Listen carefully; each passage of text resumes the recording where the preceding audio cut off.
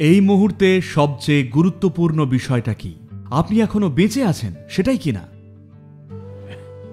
জানেন কি, প্রতিদিন প্রায় 2.5 লক্ষ মানুষ পৃথিবীতে স্বাভাবিক প্রাকৃতিকভাবে মারা যায়।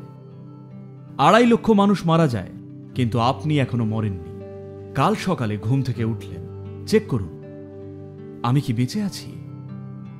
যদি বেঁচে থাকেন তাহলে নিজের জন্য আনন্দে হাসবেন তো?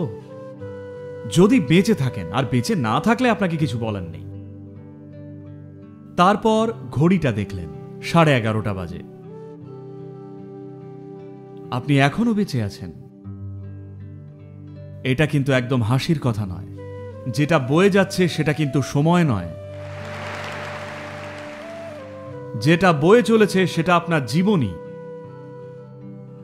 তাই আমাকে কথা দিন, যখনই আপনি ঘড়ি দেখবেন মুখে যেন হাসি ফুটে ওঠে। এখনো বেঁচে আছি, এখনো বেঁচে।